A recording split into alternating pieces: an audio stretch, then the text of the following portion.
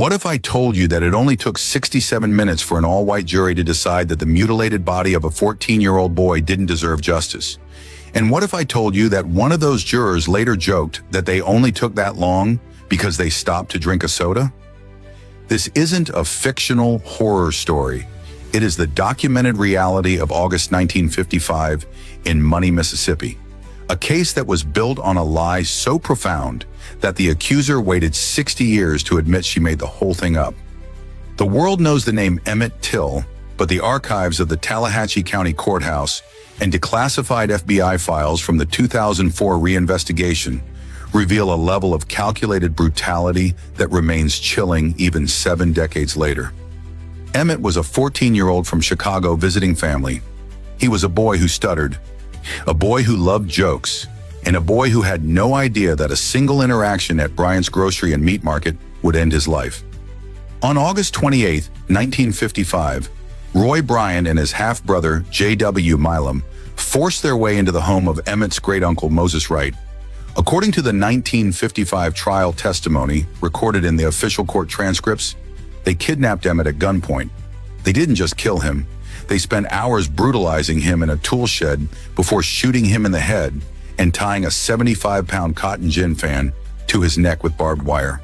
They threw his body into the Tallahatchie River, hoping the current would wash away their problem. But they underestimated a mother's resolve. When Emmett's body was recovered 3 days later, it was so disfigured that he could only be identified by a ring he was wearing. And the local authorities wanted a quiet, immediate burial. However, as documented in the 2003 biography Death of Innocence, written by his mother Mamie Till-Mobley, she refused to let her son be buried in secret.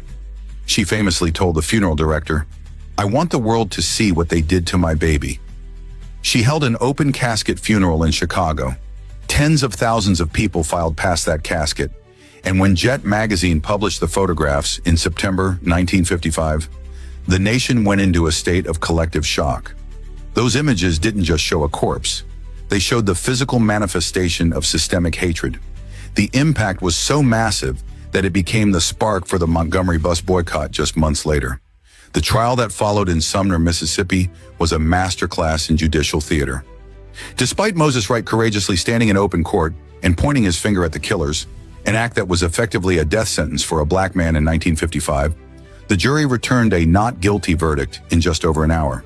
Because of the double jeopardy clause in the U.S. Constitution, which prevents a person from being tried twice for the same crime, Bryant and Milam were legally untouchable.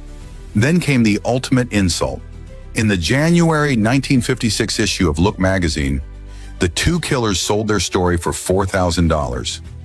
Secure in their acquittal, they admitted to the murder in vivid, gory detail. They described the killing as a correction of a boy who didn't know his place.